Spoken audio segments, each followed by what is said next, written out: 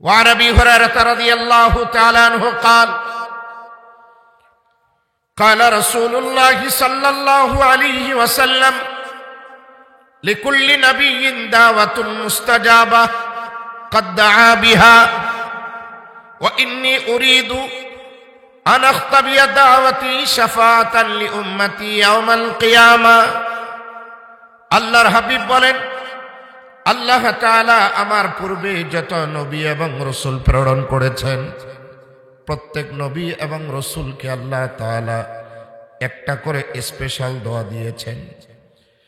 যেই দোয়াটা নবীরা নিজের জন্য, কেউ বা পরিবারের জন্য, কেউ বা উম্মতের জন্য দুনিয়াতেই ব্যবহার করে শেষ করে দিয়েছেন। আল্লাহর হাবিব বলেন, আল্লাহ তাআলা আমাকে একটা স্পেশাল দোয়া দিয়েছেন, এটা আমি নিজের জন্য ব্যবহার করি নাই, আমার ছেলে মেয়েদের জন্য ব্যবহার করি নাই, আল্লাহর হাবিব বলেন বিবিদের জন্য ব্যবহার করি নাই। এই দোয়াটা দুনিয়াতে কোনো কাজে আমি ব্যবহার করি নাই। আমার খোলাফায়ে রাশেদা 4 সাহাবীর জন্যও না, মুহাজির আনসার কোন সাহাবীর জন্যও না, কেবলমাত্র দোয়াটা রেখে দিয়েছি কিয়ামতের দিন আমার গুনাহগার উম্মতের জন্য আমি আমার আল্লাহর কাছে এই দোয়াটা ব্যবহার করব। সুবহানাল্লাহ। এই কারণেই কিয়ামতের দিন সাইয়েদনা আদম আলাইহিস সালাম থেকে নিয়ে ঈসা রূহুল্লাহ পর্যন্ত প্রত্যেক নবী বলবে নফসি নফসি নফসি, আমার কি হবে, আমার কি হবে, আমার কি হবে। কেবলমাত্র শুধুমাত্র আপনার নবী, আমার নবী বলবেন হাবলি উম্মতি হাবলি উম্মতি। আল্লাহ আমার উম্মতের কি হালত। আল্লাহু আকবার বলেন। যে নবী উম্মতকে এই পরিমাণ ভালোবাসতেন, মহব্বত করতেন, উম্মতের জন্য দোয়াটা রেখে দিয়েছেন। উম্মতকে ভালোবেসে মহব্বত করে নবীজি মদিনার জীবনে কুরবানি যখন থেকে শরীয়তে আল্লাহ নির্দেশ হলো, নবীজি নিজের কুরবানি করেছেন, পরিবারের পক্ষ থেকেও করেছেন, আর একটা কুরবানি নবীজি তার সকল উম্মতের পক্ষ থেকে করেছেন। আল্লাহু আকবার। অথচ আমরা এই নবীর উম্মত নিজের কুরবানি করি, বিবির পক্ষ থেকে করি, ছেলে মেয়েদের পক্ষ থেকে করি। যাদেরকে আল্লাহ তাআলা সামর্থ্য দিয়েছেন, অনেক কম মানুষ আছে যারা কুরবানিতে নবীজির নামে কুরবানি দেয়। কথা বলেন ঠিক হয় না? কারণ নবীর সাথে রিলেশন সম্পর্ক তো আমাদের তেমন জড়ালো না। আজকে তামাম দুনিয়ায় সমস্ত মুসলিমরা কোরআন নিয়ে, সুন্নাহ নিয়ে, ইসলাম নিয়ে, আলেম ওলামা নিয়ে, নবীকে নিয়ে কটূক্তি করে। আমরা মুসলমান একবারে নীরব চুপচাপ। এই কয়েকদিন হলো বাংলাদেশেও মুসলমানের সন্তান, নাম হলো রাখাল রাহাত, আর একটা হলো গালিব, যে আল্লাহকে নিয়ে, রসুলকে নিয়ে, ইসলামের শিআর নামাজকে নিয়ে, তাহাজ্জুদকে নিয়ে আজে বাজে বক্তব্য দিয়া মুসলমানদের কলিজায় আঘাত করেছে।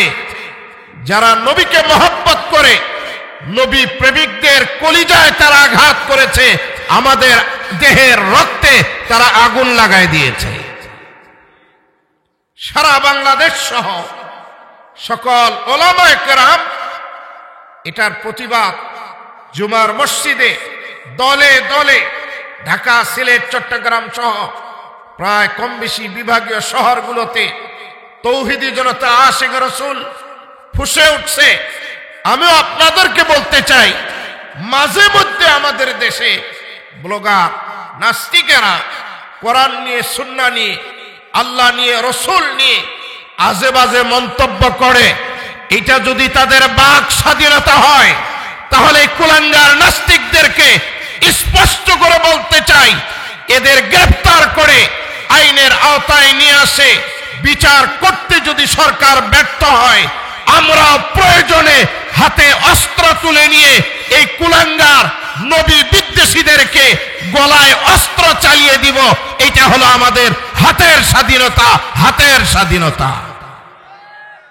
মাতারাম হাজিরিন, মাঝে মধ্যেই দেখা যায় আল্লাহকে নিয়ে, রসুলকে নিয়ে, কোরআনকে নিয়ে, সুন্নাহকে নিয়ে কিছু মুসলমানের সন্তান যারা কুলাঙ্গার, যাদের মা বাবা মুসলিম বলে দাবি করে, কি যেন হয় আমার বুঝে আসে না, ফেসবুকে, ইউটিউবে, মেসেঞ্জারে, পেপার পত্রিকায়, বিভিন্ন জায়গায় তারা কিছু এই ধরনের গরমিল, আজে বাজে, অশোভনীয়, অশালীন বক্তব্য দেয়। এটার কারণটা কি, এটা কিন্তু আমরা কেউ খতিয়ে দেখছি কিনা।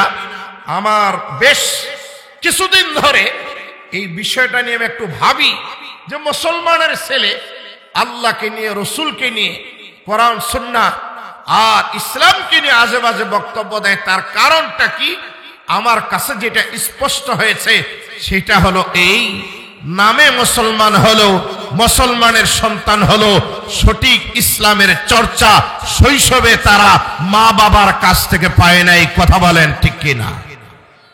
যদি শৈশবে কোরআন পড়তো, সুন্নাহ পড়তো, ইসলাম কি এটা জানতো, তাহলে কোনোদিন মুসলমানের সন্তান এরকম আজে বাজে মন্তব্য করতে পারে? একটা হিন্দু করবে, এটা মুশরিক করবে, ইহুদি করবে, খ্রিস্টান করবে, যারা নবী বিদ্বেষী তারা আজে বাজে মন্তব্য করলে মানায়। কিন্তু যদি মুসলমানের ঘরের সন্তান আজে বাজে মন্তব্য করে, তখন কিন্তু কষ্টটা একটু বেশি লাগে। কথা বলেন ঠিক কিনা? মনে করুন একজন আপনাকে তীর মারছে পিছন দিকে, তীরটা বাহির হয়েছে সামনে দিকে, পিছন দিক থেকে তীর ভেদ করে সামনের দিকে চলে আসছে, রক্ত ঝরঝর করে পড়ছে। আপনি যত না কষ্ট পেয়েছেন, যখন পিছন দিকে তাকিয়ে দেখেন তীর মারছে আপনার ভাই, আপনার আপনজন, আপনার দলের লোক, আপনার শুভাকাঙ্ক্ষী, আপনার হিতাকাঙ্ক্ষী, তখন কিন্তু কষ্টটা আর একটু বেশি লাগবে। কথা বলেন লাগবে না? এ ভাই লাগবে না?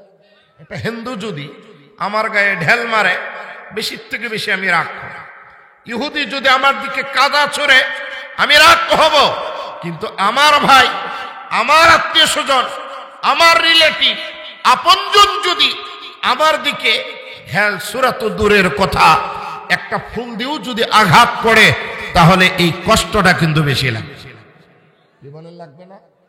কারণ সে তো আমার, সে তো আমার দলে, আমার লোক, আমার হাবাকিদার, আমার জামাতে, তার সাথে তো আমার সম্পর্ক খারাপ না।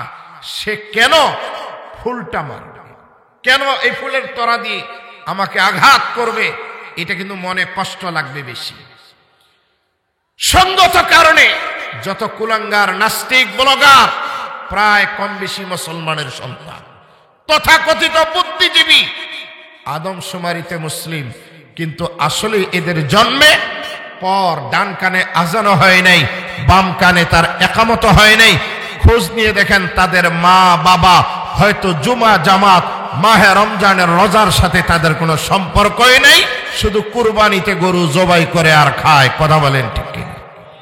মাতারাম হাজিরিন, এই ধরনের নুরানি, কওমি, হাফেজি, দেওবন্দি মাদ্রাসাগুলো, যেগুলো আমাদের বাংলাদেশে বিভাগীয় শহর, জেলা শহর, থানা লেভেল, গ্রাম পর্যায়ে, এই যে দিগার মোড় হয় মালপুরে, এটা গ্রামের মধ্যে ছোট্ট একটা মাদ্রাসা। এই মাদ্রাসাটা কি আপনারা কখনো আন্দাজ করছেন? এগুলো যদি না থাকে, সহিভাবে বিশুদ্ধভাবে কোরআনুল কারীমের তেলাওয়াতকারী একটা মসজিদের ইমাম পাওয়া যাবে। আমি আপনাদেরকে বলি, একটু কষ্ট লাগবে আপনাদের। আমি কিন্তু এই মালপুরে এবার দিয়ে বেশ কয়েক বছর আসা হলো। এমন এক বছর হয়েছিল পোস্টারে নাম ছিল না, তারপরেও আমাদেরকে আসতে দেওয়া হয় নাই। কথা বলেন ঠিক কিনা? সময় কিন্তু এখন আমাদের অনুকূল। এখন বাধা দিবে এমন কোন বাবের বেটা রাস্তায় যদি দাঁড়ায়, থাপড়ায়া তার 32টা দাঁত ফেলে দেওয়া হবে। এমন এক সময় গেছে, আমি এখানে ওয়াজ করতে আসছি, নাম দেওয়া হয় নাই, উল্লেখ করা হয়েছিল যে অত্র মাদ্রাসার একজন উপদেষ্টা। তার মানে বাহিরের জেলা থেকে বক্তা আসবে, চাপাই নবাবগঞ্জে এটা হারাম ছিল, কিন্তু সেই চাপাই নবাবগঞ্জে এত সুন্দর একটা দ্বীনি মাদ্রাসা হয়েছে। আমার জানা মতে রহনপুর, আড্ডা, নেয়ামতপুর, প্রসাদপুর, এই বেলটা, রাজশাহীর কিছু আর চাপাই নবাবগঞ্জের কিছু, এগুলাতে আমি নিয়মিত আসি, মাহফিলে আসি, প্রোগ্রামে আসি। আসরের নামাজ কোথাও পড়লে আমার আপত্তি নেই, তবে মাগরিব আর এশার নামাজে আমার অনেক আপত্তি। কারণ আমি নিজেই মাগরিব আর এশা পড়ে কিছু মসজিদে আমার এমন হয়েছিল যে নামাজ পুনরায় আমাকে আবার পড়া লাগছে। তার মানে ইমামের কেরাতটা একবারে গলত, একবারে ভুল। এমন ভুল পড়ে যে আমি এখন নামাজ ছেড়ে দিয়ে চলে যেতেও পারি না, আর এই জামাত চলাকালীন পাশে গিয়ে আমি পড়বো এই সুযোগও নাই। আমি শুধু ওদের সাথে উঠা বসা করি, জামাত শেষ হলে আবার নিজে আমাকে পড়া লাগতো। এর মেন কারণ হলো ইমামের কেরাত গলত, অশুদ্ধ পড়া। আল্লাহর ফজল, এই নুরানি হাফিজি কওমি মাদ্রাসাগুলো গ্রামে গ্রামে, পাড়ায় পাড়ায়, মহল্লায় মহল্লায় হওয়ার কারণে একটা জিনিস ভালো হয়েছে, এই অস্ত্রগুলো, এই সম্পদগুলো যেই মসজিদে নামাজ পড়ায় 5 ওয়াক্ত নামাজ বিশুদ্ধ কেরাতের সহিত মুসল্লিরা পড়তে পারতেছে। কথা বলেন ঠিক কিনা? মাহে রমাদানে সুন্দর করে একজন হাফেজের পিছনে, 2 জন হাফেজে কোরআনের পিছনে 20 রাকাত তারাবির নামাজ সুন্দর করে আদায় করতে পারতেছে। এই যে হাফেজগুলো আপনারা দেখতেছেন, 2টা হাফেজ আজকে আমরা মাথায় পাগড়ি দিলাম, এটাই হলো যে হাফেজকে নিয়ে সামনে রেখে আপনারা মাহে রমাদানে তারাবি নামাজ পড়েন। কথা বলেন ঠিক কিনা? এটা হলো এই ধরনের মাদ্রাসাগুলো সম্পদ। যে সম্পদগুলো English medium, kindergarten, primary, high school, college, varsity, medical থেকে বাহির হয় না, বিশ্ববিদ্যালয় থেকে বাহির হয় না, এ হাফেজ কোরআন বাহির হয় কওমি নুরানি দেওবন্দি হাফেজি মাদ্রাসা থেকে। আওয়াজ করে বলতে হবে, কথা ঠিক না বেঠিক? মাহতারাম হাজিরিন, আজ 22 ফেব্রুয়ারি, 22 শাবান, দিবাগত রাত 23 শাবান শুরু হয়েছে। আর কয়েকটা দিন পরেই আমাদের সামনে একটা মাস আসতেছে, আরবি মাস। এই মাসটার নাম কি? হ্যাঁ, সবাই বলেন কি নাম? সকলে বলেন। আপনারা বুঝতে পারতেছেন না বারবার কেন আমি উচ্চারণ করাচ্ছি। এ ভাই, এটা রমজান না, এটার শুদ্ধ নাম হলো রমাদান। কি নাম? সকলে বলেন রমাদান। সকলে বলেন, কেউ মুখ বন্ধ রাখবেন না। রমাদান। র একটা বর্ণ, মিম একটা বর্ণ, দত একটা বর্ণ, আলিফ একটা বর্ণ, নুন একটা বর্ণ। এ রমাদান শব্দে টোটাল 5টা হরফ, 5টা বর্ণ। এই রমাদান শব্দটা কোরআনুল কারিমে আছে না নাই? সকলে বলেন। হ্যাঁ, আমি যে আয়াতে কারিমা আপনাদের খেদমতে তেলাওয়াত করেছি, সূরাতুল বাকারার 183, 184, 185 নাম্বার আয়াতের কিছু, এই 185 নাম্বার আয়াতের প্রথম শব্দের পরের যে শব্দ, এটাই হলো রমাদান। আল্লাহ তাআলা বলেন, শাহরু রমাদানাল্লাযী উনজিলা ফীহিল কুরআন। শাহরু রমাদান। রমাদান শব্দটা সূরাতুল বাকারার শব্দ। তার মানে এটা যদি কোরআনের শব্দ হয়, তাহলে উলামায়ে কেরামের মুখ থেকে আপনারা শুনেছেন, মান কারা হারফাম মিন কিতাবিল্লাহ ফালাহু আশারু হাসানা। কেউ যদি কোরআনের একটা বর্ণ, একটা হরফ পড়ে, আল্লাহ তার আমলনামায় 10টা নেকি লিখে দেন। জোরে বলেন সুবহানাল্লাহ। তাহলে রমাদান শব্দে কয়টা হরফ আছে? কয়টি? তাহলে 5টি হরফ উচ্চারণ করলে নেকি কয়টা? কয়টা?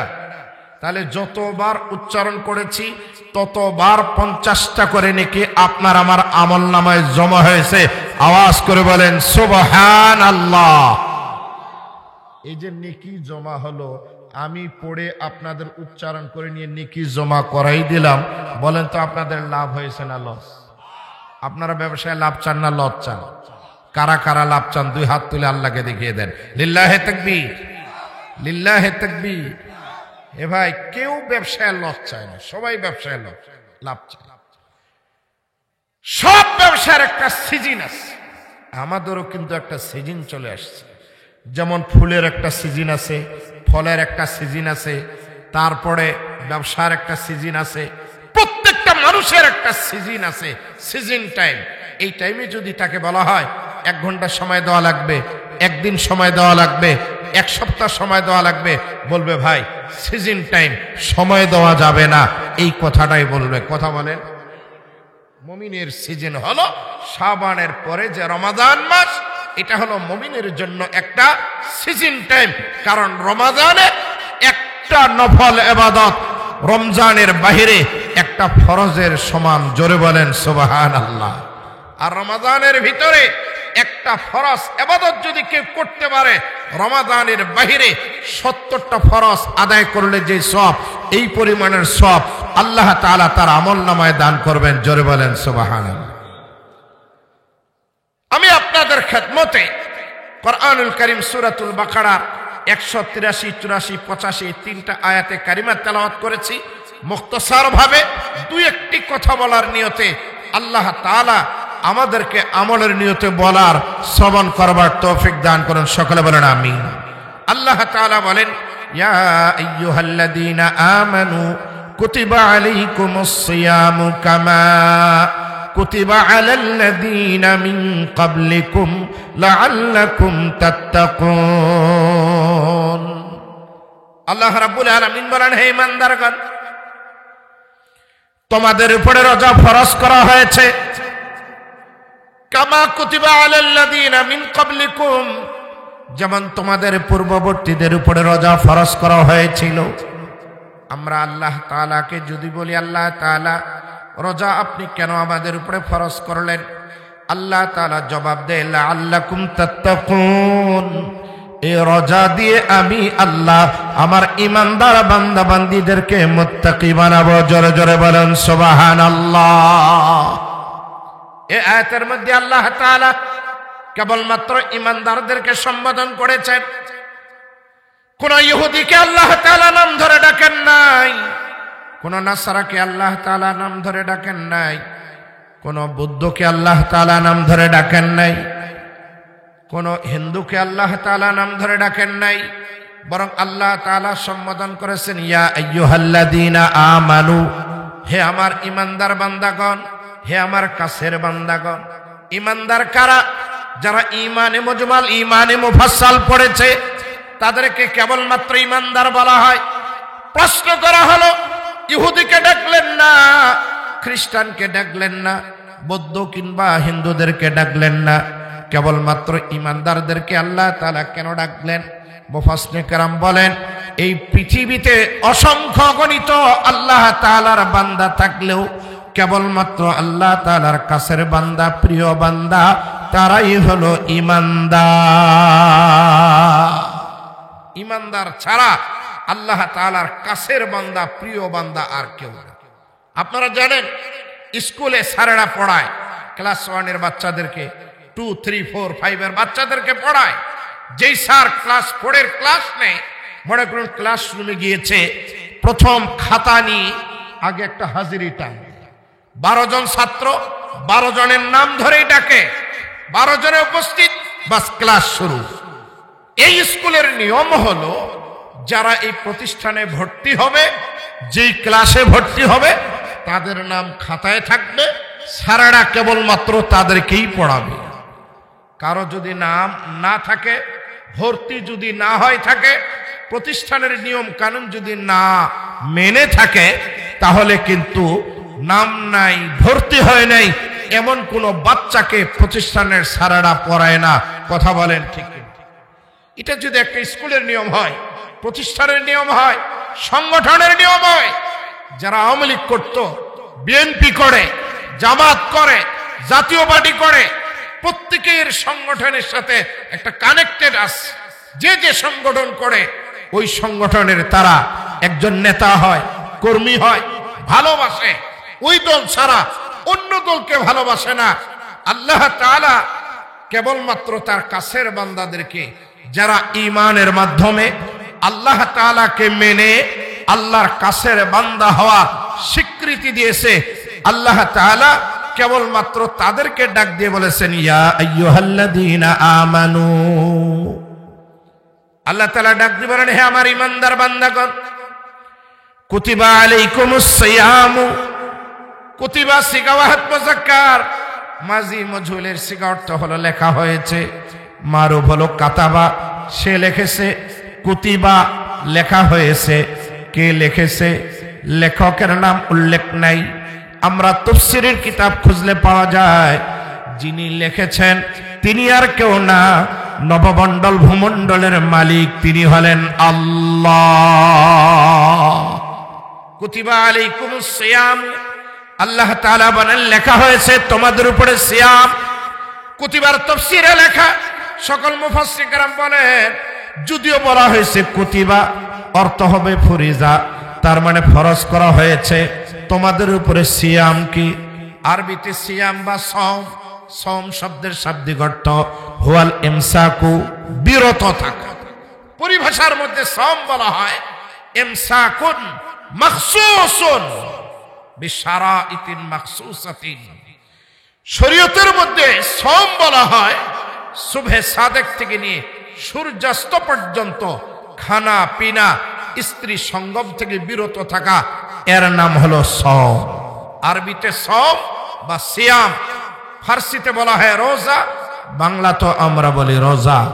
আল্লাহ তাআলা বলেন, ঈমানদার, তোমাদের উপরে সওম তথা রোজাকে ফরজ করা হয়েছে। প্রশ্ন হলো, কবে আল্লাহ তাআলা ফরজ করলেন? এই আয়াতের তাফসীর উলামা কেরাম লিখেছেন, দ্বিতীয় হিজরি শাবান মাসের 10 তারিখ। বলেন দ্বিতীয় হিজরি, সকলে বলেন দ্বিতীয় হিজরি শাবান মাসের 10 তারিখে এই আয়াতে কারিমা আল্লাহ তাআলা নাযিল করে ঈমানদারদের জন্য মাহে রমাদানে রোজা ফরজ করে দিয়েছেন। জোরে জোরে বলেন সুবহানাল্লাহ। তার মানে দ্বিতীয় হিজরির আগে, প্রথম হিজরিতে অথবা নবীজির মক্কার 13 বছরে রোজা কিন্তু ফরজ ছিল না। মাহে রমাদানের রোজা এর পূর্বেও ফরজ ছিল না, সবে মাত্র স্পেশাল ভাবে আল্লাহ তাআলা উম্মতে মুহাম্মদীকে এই মাহে রমাদানে রোজা দান করলেন।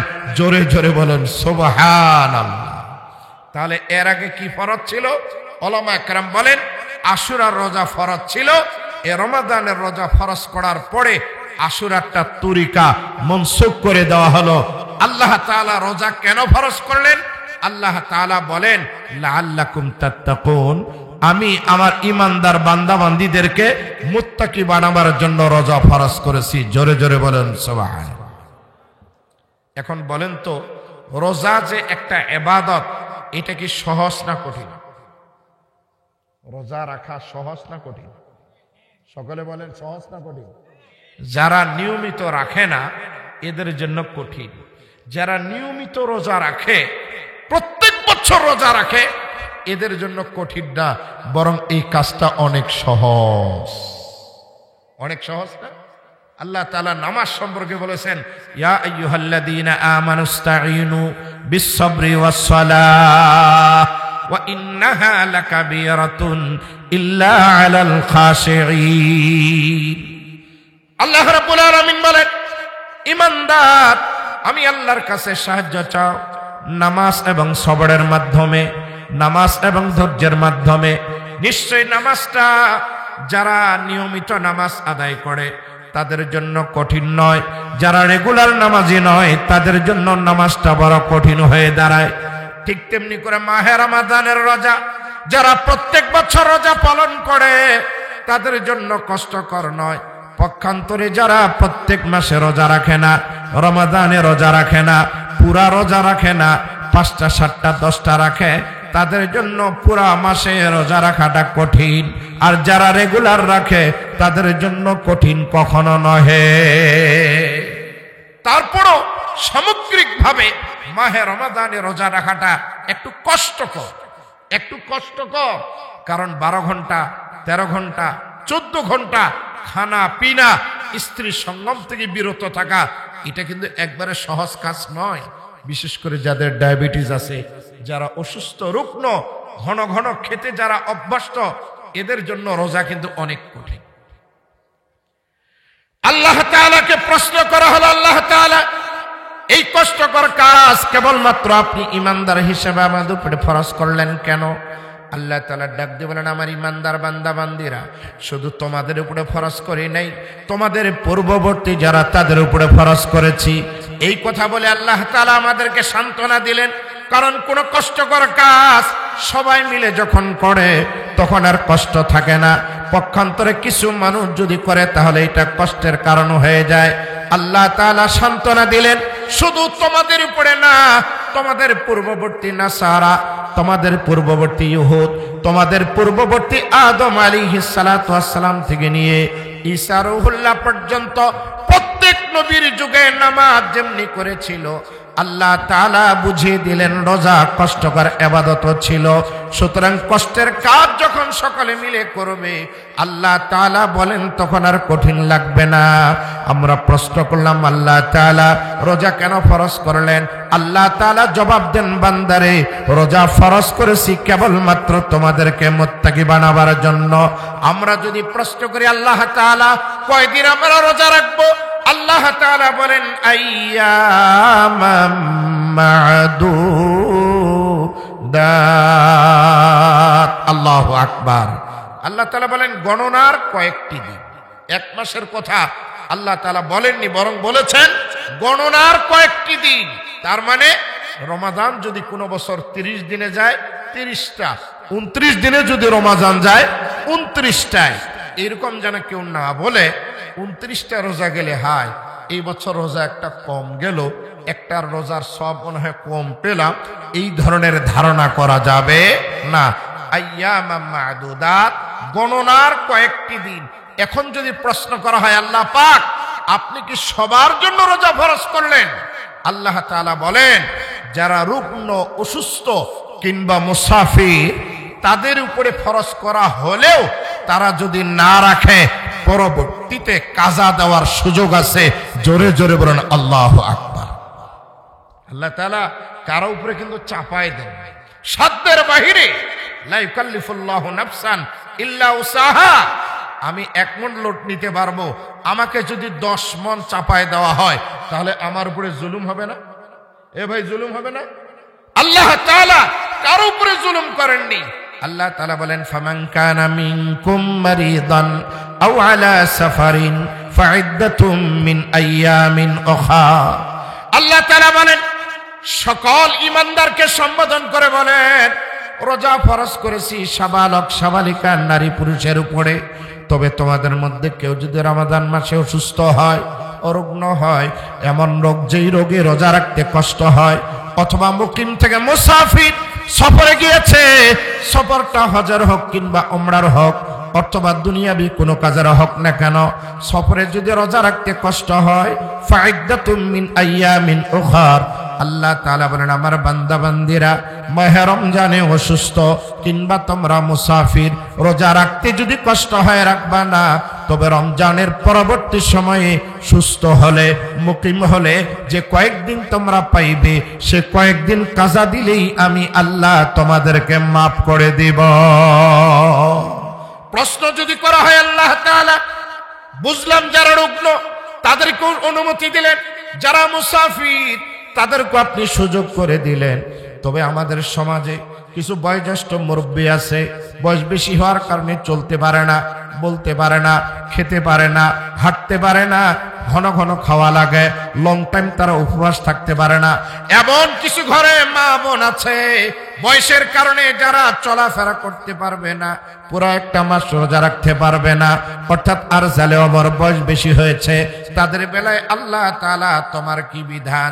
আল্লাহ তাআলা বলেন, ওয়া আলাল্লাযীনা ইউতীকুনাহু ফিদিয়াতুন তুআমু মিসকিন।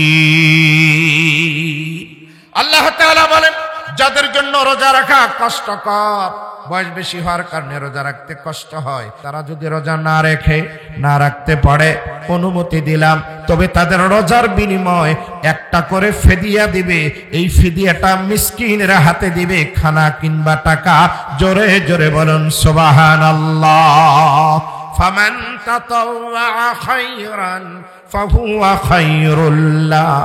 ফিদিয়া মানে একটা ফিতরা বরাবর। তবে আল্লাহ তাআলা বলেন শুধু ফিতরা বরাবর না, কেউ যদি একটু পরিমাণে ধরে দেয়, বেশি দেয়, এটা তার জন্য উত্তম। এখন প্রশ্ন হলো, রুগ্নকে আল্লাহ অনুমতি দিলেন, অসুস্থ ব্যক্তিকে ছাড় দিলেন, মুসাফিরকে ছাড় দিলেন, বয়োজ্যেষ্ঠ নারী পুরুষকে আল্লাহ তাআলা ছাড় দিলেন। তবে আল্লাহ তাআলা বলেন ওয়া আনতাসুমু খায়রুল লাকুম। এই আমার বান্দা বান্দিরা, রমজান মাসে অসুস্থ, রমজানে মুসাফির, রমজানে তোমাদের বয়স না রাখতে পারো, তবে রোজা যদি রাখো তাহলে তোমাদের জন্য এটা উত্তম হবে। কারণ রমজানের রোজার যে ফজিলত, এই ফজিলত যদি রোজা রাখে তাহলে পাবে, রোজা না রাখলে কেউ ফজিলত পাবে। এই কারণে সাহাবী আবু হুরায়রা বলেন, বুখারী শরীফের হাদিস কিতাবুস সাওমের মধ্যে আসছে, আবু হুরায়রা রাদিয়াল্লাহু তাআলা আনহু বলেন, নবীজি বলেন, ক্বালা রাসূলুল্লাহ সাল্লাল্লাহু আলাইহি ওয়াসাল্লাম, মান সামা রমাদানা ঈমানান ওয়া ইহতিসাবান গুফিরা লাহু মা তাকাদ্দামা মিন দামবি। আল্লাহর হাবিব বলেন, কেউ যদি রমাদানের একটা রোজা ঈমানের হালতে সওয়াবের আশায় রাখে, আল্লাহ তাআলা তার জীবনের গুনাহগুলো মাফ করে দিবেন। জোরে জোরে বলেন সুবহানাল্লাহ। ওমান কামা রমাদানা ঈমানান ওয়া ইহতিসাবান গুফিরা লাহু মা তাকাদ্দামা মিন দামবি। কেউ যদি রমজানের রাত্রিগুলিতে জেগে জেগে তারাবির নামাজ আদায় করে, কিয়ামুল লাইল তাহাজ্জুদের নামাজ আদায় করে, আল্লাহর হাবিব বলেন আল্লাহ তাআলা তাকেও তার জীবনের গুনাহগুলো মাফ করে দিবেন। সুবহানাল্লাহ।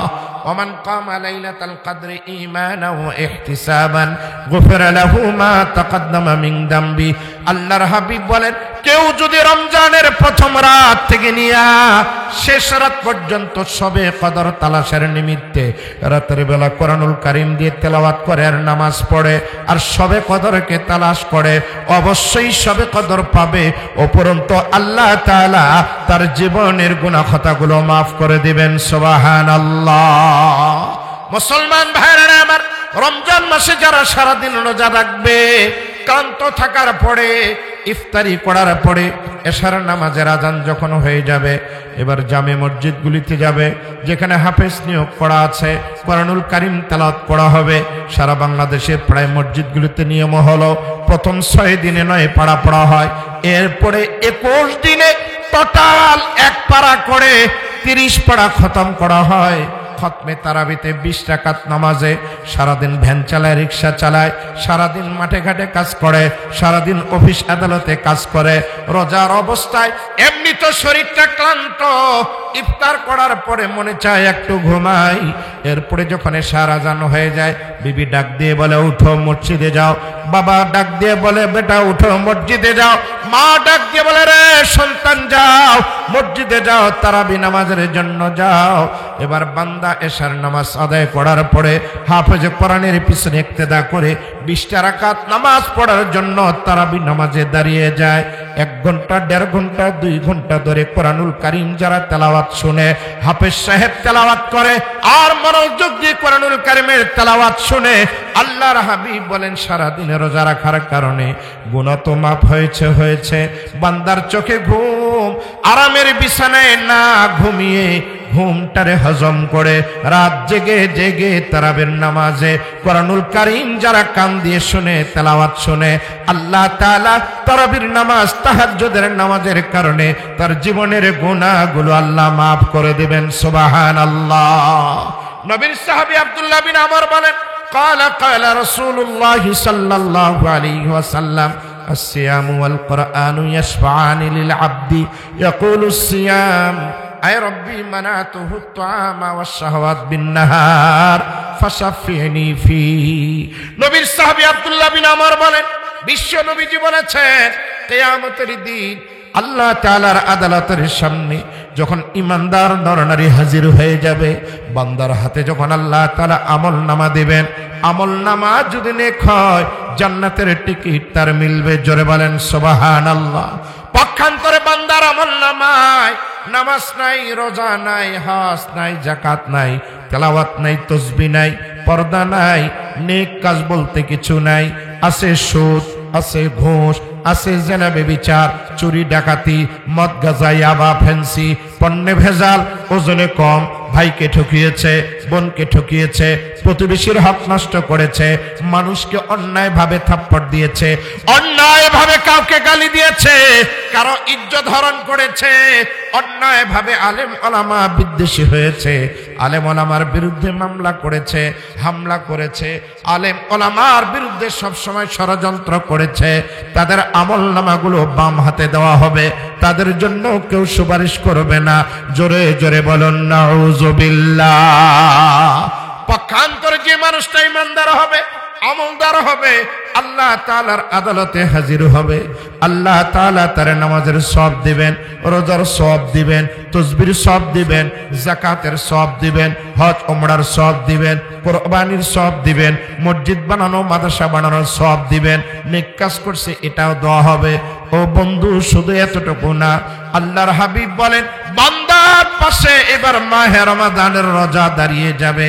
রোজা ডাক দিয়ে বলবে, ওগো প্রভু, তোমার বান্দা 11টা মাস খেয়েছিল, রমজান মাসের চাঁদ যখন উঠেছে তোমার বান্দা ইচ্ছা ইরাদা করেছে রোজা একটাও কাজা করব না, রোজা রাখার নিয়তে সাহরি খেয়েছে, সারা দিন রোজা পালন করেছে, ভ্যান চালিয়েছিল, নসিমন করিমন চালিয়েছিল, মাঠে ঘাটে কাজ করেছে, দোকানপাটে কাজ করেছে, হাড় ভাঙা পরিশ্রম করেছে, বৈকাল 3টার সময় পিপাসা লাগছে, ঘরে আসছে, ফ্রিজ খুলছে, ঠান্ডা পানির বোতল হাতে নিয়েছে, হয়তো বিবি দেখতো না, ছেলে মেয়েরাও বুঝতে পারতো না, দুনিয়ার কোনো গোয়েন্দা বাহিনী, ডিবি বাহিনীও দেখলে কিছু করতে পারতো না। বান্দা হাতে পানি নেওয়ার পরও গ্লাসে ঢালছে, এরপরও খায় নাই, মুহূর্তের ভিতরে স্মরণ হয়েছে নিসায়েম, আমি তো রোজাদার, এই বলে পানিটারে তরক করেছে। আল্লাহ তাআলা ডাক দিয়ে বলবেন, এই যে রোজা রাখার কারণে কিয়ামতের দিন রোজা দাঁড়িয়ে যাবে, বলবে, ওগো প্রভু, মানাতুহুত তুআমা ওয়াস শাহওয়াত বিন-নাহার, আমি রোজার কারণে তোমার বান্দা ক্ষুধা লাগছে খায় নাই, পিপাসা লাগছে পান করে নাই, আরাম কোনো হাসিল করে নাই। ও আল্লাহ তাআলা, আমি রোজা তোমার কাছে সুপারিশ করি, আমার সুপারিশ তুমি কবুল করে না। রোজার সুপারিশ যখন শেষ হবে, ওয়ায়াকুলুল কোরআন, এবার কোরআন তার পাশে দাঁড়িয়ে যাবে। জোরে বলেন সুবহানাল্লাহ। ওয়ায়াকুলুল কোরআন, কোরআন নিজেই কথা বলবে। জোরে বলেন সুবহানাল্লাহ। আপনারা কি আশ্চর্য হয়ে যাচ্ছেন যে হুজুর কোরআন কিভাবে কথা বলবে? আরে ভাই, সেদিন কোরআনকে কথা বলার ক্ষমতা আল্লাহ তাআলা নিজেই দান করবেন। জোরে বলেন না আল্লাহু আকবার। কারণ নবীজি বলেছেন, আল কোরআন হুজ্জাতুল লাকা আও আলাইকা, আমার উম্মত, কোরআন তোমার সপক্ষের দলিল হবে অথবা তোমার বিরুদ্ধে দলিল হবে। কারণ কোরআনে যা আছে এই মোতাবেক যদি আমরা ব্যক্তি জীবনে আমল করি, কোরআনে নামাজের কথা আছে, রোজার কথা আছে, হজের কথা আছে, পর্দার কথা আছে, ইমানের কথা আছে, আকীদার কথা আছে, কিছু পড়ার কথা আছে, কিছু ছাড়ার কথা আছে। কোরআন মোতাবেক যদি আমরা আমল করি, এই কোরআনটা আপনার আমার সপক্ষের দলিল হবে। আওয়াজ করে বলেন আল্লাহু আকবার। ওয়ায়াকুলুল কোরআন, কোরআন ডাক দিয়ে বলবে, রব, ও প্রভু, মানাতুহুন নাওমা বিল্লাইল, সারাদিন তোমার বান্দা রোজা ছিল, রাতের বেলা তার ঘুমানোর কথা ছিল, আমি কোরআনের মহব্বতে জুমা মসজিদে, জামে মসজিদে রমাদানে তারাবির নামাজে তেলাওয়াত করা হচ্ছে, তোমার বান্দা ঘুমায় নাই, আড্ডা দেয় নাই, সময় নষ্ট করে নাই, বরং উজু করে গিয়া ইমামের পিছনে, হাফেজের পিছনে 20টা রাকাত তারাবি নামাজ পড়তে গিয়া আমি কোরআনকে কান দিয়ে শুনে দিলে বসিয়েছে। আমার মহব্বতে তোমার যে বান্দা ঘুমায় নাই, আমি তার জন্য সুপারিশকারী, আমার সুপারিশ তুমি কবুল করো। কোরআন বলতে দেরি, নবী বলেন ফায়ুশাফাআনি, রোজার সুপারিশ, কোরআনের সুপারিশ আল্লাহর আদালতে মঞ্জুর হবে। জোরে জোরে বলেন সুবহানাল্লাহ। এ ভাইরা, আসছে রমাদান মাস, এই জন্য রমাদানে হাফেজরা কোরআন পড়বে, আমরাও তো নিজে একটু কোরআন পড়বো।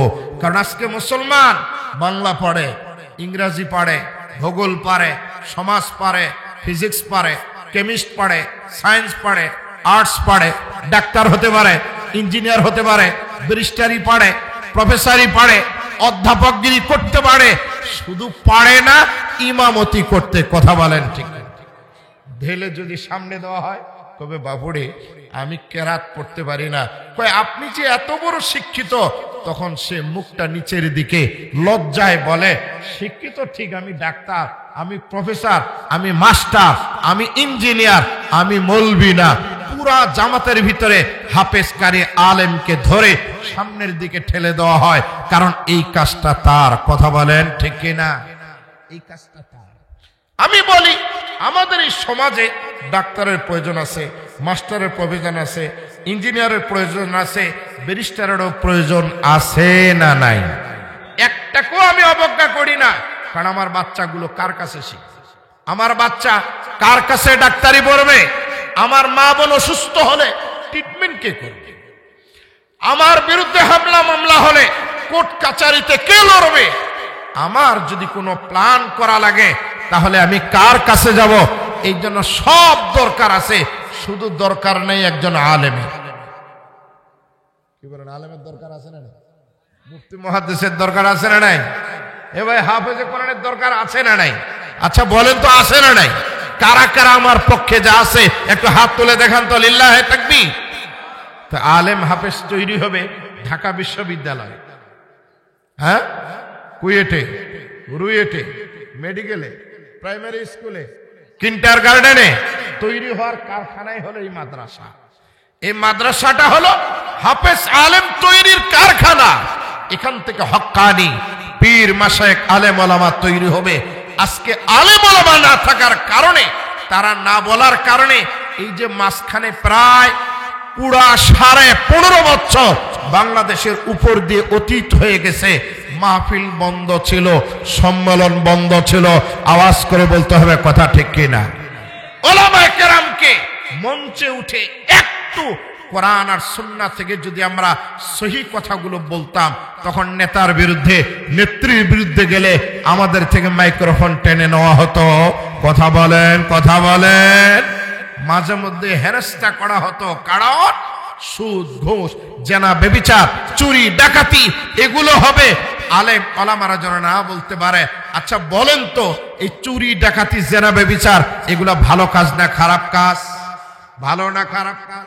তাহলে ওলামায়ে কেরাম এগুলোর বিরুদ্ধে কথা বলে, আর এগুলোর বিরুদ্ধে কথা বলার প্ল্যাটফর্মটাই হলো এই নুরানি মক্তবগুলো, যেখান থেকে আলেম হাফেজ তৈরি হবে।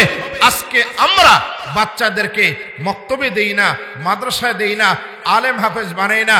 তবে আমি গর্বের সহিত বলতে পারি, সময়ের পরিবর্তনে, কারণ শিক্ষাঙ্গনের যে অবস্থা, আমাদের শিক্ষা সিলেবাসের যে অবস্থা, মাঝখানে আপনারা শুনছিলেন বাচ্চাদেরকে সিলেবাসে দেওয়া হয় ব্যাংক কিভাবে লাফায়, সাইকেল কিভাবে চালায়, রান্না কিভাবে করা লাগে, যেখানে আল্লাহ নাই, রসুল নাই, 4 খলিফার জীবনী নেই, কোরআন নাই, সুন্নাহ নাই, সহ শিক্ষা বেহায়াপনার বেলেল্লেপনায় আমাদের জেনারেল শিক্ষাটা পুরাটা ভরপুর ছিল। কথা বলেন ঠিক কিনা?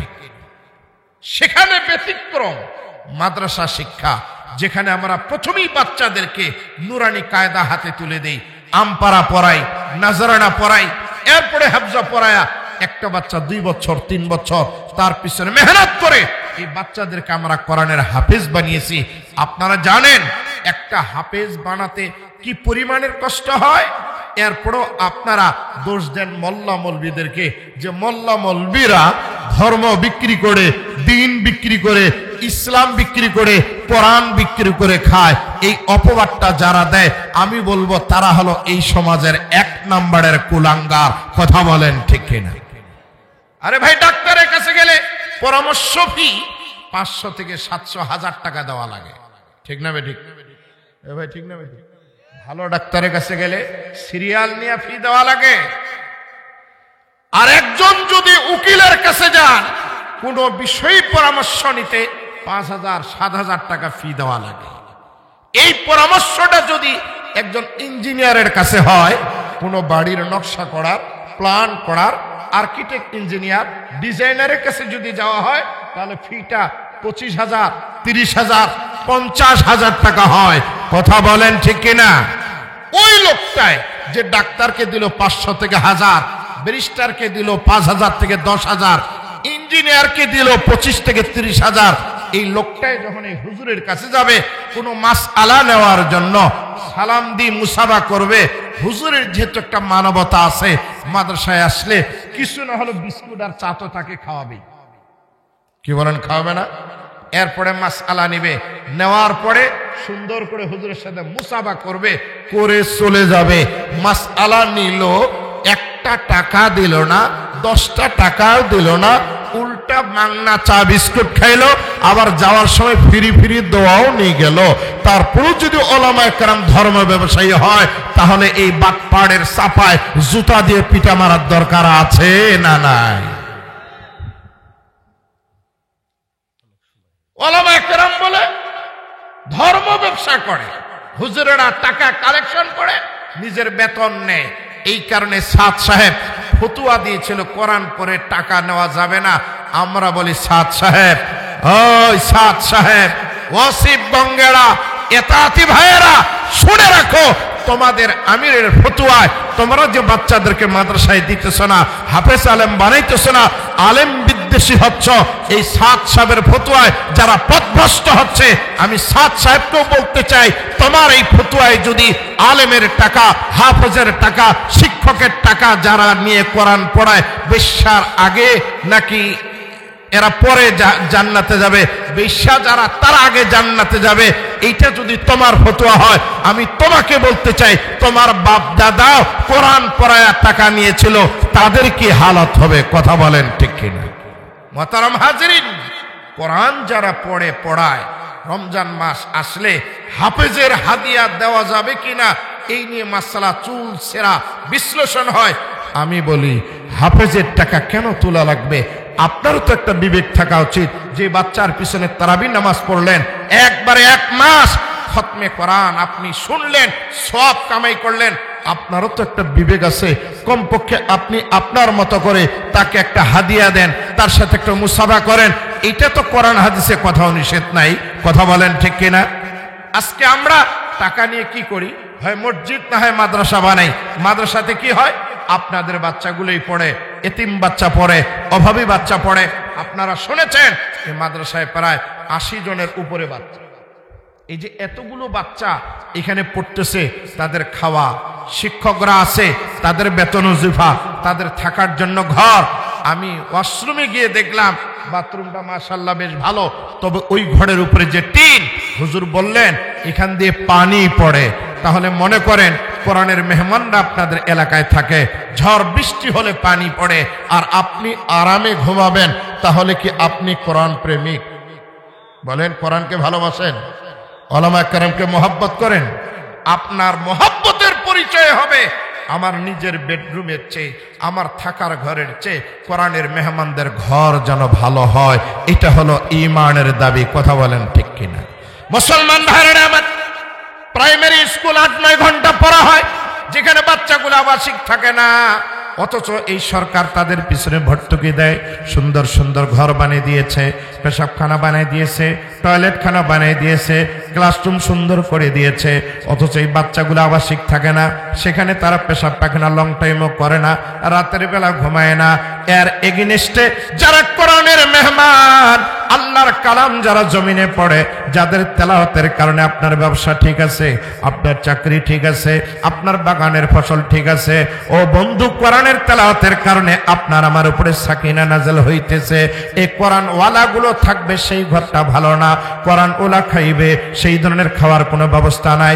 কোরআনের মেহনত করে যারা, কোরআনের ছাত্র যারা বানায়, এই যে হাফেজে কোরআনদেরকে যে কারিগররা তৈরি করলো, যে ওস্তাদ নিজের সংসার বাদ দিয়া, মা বাবার খেদমত বাদ দিয়া, বাল বাচ্চাকে দূরে রেখে আপনার বাচ্চার পিছনে মেহনত করে বাচ্চাকে একজন হাফেজে কোরআন বানিয়ে দিল, এই হাফেজে কোরআনদের পিছনে আপনার আমার টাকা দিয়ে সহযোগিতা করার দরকার আছে না নাই? মুসলমান ভাইরা আমার, প্রথম নাম্বার প্রস্তাব আপনাদের কাছে, যারা অত্র এলাকার ইমানদার পরেজগার মুমিন, আপনাদের বাচ্চাদেরকে মাদ্রাসায় দিয়ে ঈমান শিখাবেন, আকীদা শিখাবেন, কোরআন শিখাবেন, হাদিস শিখাবেন। কারণ কোরআন যদি না শিখান, সুন্নাহ যদি না শিখান, ঈমান আকীদা যদি না শিখান, কিয়ামতের আদালতে আপনার আমার বিরুদ্ধে মামলা হবে। ছেলে বলবে বাবা তো ব্যারিস্টার বানিয়েছে, ইঞ্জিনিয়ার বানিয়েছে, প্রফেসর বানিয়েছে, আল্লাহ রসুল চেনায় নাই, ঈমান আকীদা চেনায় নাই, আমি আমার বাবাকে দেখতে চাই। বাবাকে ডাকা হবে, ডাক দিয়ে বলা হবে, বাবা আপনি তো মাথার ঘাম পায়ে ফেলেছেন, জমি বিক্রি করে দেশে পড়িয়েছেন, বাইরে পড়িয়েছেন, মোল্লা মৌলবীদের কাছে দিয়ে কোরআনটা পড়ান নাই, ঈমানটা শুদ্ধ করান নাই, আল্লাহর পরিচয় দেন নাই, আখিরাতের পরিচয় দেন নাই, আমল কি আমারে করান নাই, দুনিয়া কামাই নিয়েছেন বাবা। আজকে বদ আমলের কারণে জাহান্নামে যাওয়া লাগে, আমি একা কেমনে করে যাব? বাবারে ডাকবে, মাকে ডাকবে, একটা মানুষ তার স্ত্রী হিসাবে স্বামীকে ডাকবে, তার ছেলেকে ডাকবে, চারটা মানুষকে নিয়ে আল্লাহর জাহান্নামে যাবে। এই জন্য প্রথম দাবি আপনাদের কাছে, ছেলেকে ডাক্তার বানান, ইঞ্জিনিয়ার বানান, প্রফেসর ব্যারিস্টার বানান, আমার কোনো আপত্তি নাই। তবে 6, 7, 8 বছরে এই নুরানি কওমি দেওবন্দি মাদ্রাসাগুলোতে দিয়া বিশুদ্ধ আকীদা আমল শিক্ষা দেন। এরপরে প্রফেসর হবে, ওসিএসপি হবে, ডিসি হবে, এমপি মন্ত্রী মিনিস্টার হবে। বন্ধু, আজকে কোরআন শুধু মানুষ মরলে পড়া হয়, তৃতীয়াতে পড়া হয়, সপ্তমাতে পড়ানো হয়, কুলখানিতে কোরআন পড়ানো হয়, মাইয়েত মারা গেলে কোরআন পড়া হয়, সুন্দরভাবে জুমা পরিচালনা করা হয়, কোরআন দিয়ে ঈদের নামাজ পরিচালনা করা হয়। এই কোরআন দিয়ে যদি একবার মেম্বার, একবার চেয়ারম্যান, একবার সিএসপিডিসি, একজন এমপি মন্ত্রী যদি কোরআন দিয়ে রাষ্ট্র পরিচালনা করত, আমাদের পার্লামেন্টটা যদি কোরআন দিয়ে চলতো, আমার মনে বলে যেখানে সংখ্যাগরিষ্ঠ মুসলমান, কোরআনী আইন যদি একবার সংসদে চালু হয়, তাহলে চুরি, ডাকাতি, জেনা, ব্যভিচার বাংলার জমিনে অনেকটাই কমে যাবে। আজকে কোরআন বাচ্চাদের পড়াই না, এই জন্য প্রথম অনুরোধ বাচ্চা দিবেন। 2 নাম্বার, বাচ্চা যদি না থাকে, নাতি পুতি আপনজন যারা আছে তাদেরকে দিবেন। এটাও যদি আপনাদের না থাকে, তাহলে 3 নাম্বার আপনাদের কাছে আমার অনুরোধ, এই যে মাদ্রাসার টিনটা ফালাই দিয়া সম্ভবত ছাদের ব্যবস্থা করা হবে ফাল্গুন মাসের, মনে হয় আজ 8 বা 9 তারিখ, 9 ফাল্গুন বিদায় হয়ে গেল। আকাশ মোটামুটি প্রস্তুতি নিচ্ছে, মাঝে মধ্যে কিছু কিছু জায়গায় শিলাবৃষ্টি, ঝড়ো হচ্ছে। আল্লাহ না করুক বড় কোনো ঝড়ে টিনগুলো যদি উড়ে চলে যায়, এই যে রমজানে বাচ্চাগুলো কত কষ্ট করে থাকতে হবে বলেন তো। এই ছাদটা একান্ত দেওয়া জরুরি। এই ছাদের জন্য মাদ্রাসা কর্তৃপক্ষ আমার আগে আলোচনা করেছিলেন মুহতারাম মুকাররমি হযরতুল আল্লাম মাওলানা তরিকুল ইসলাম সাহেব বারাকাল্লাহু ফি হায়াতি। উনি হলেন এই মাদ্রাসার একজন হিতাকাঙ্ক্ষী, শুভাকাঙ্ক্ষী।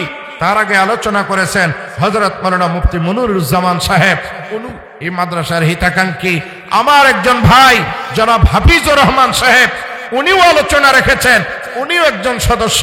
আর বেসরাত মুহতামিম সাহেব জিম্মাদার। এই প্রতিষ্ঠানটার কখন কি দরকার, হুজুর যদি ডাক দেয়, হুজুর যদি চায়, আপনারা কারা কারা হুজুরের ডাকে সাড়া দিবেন?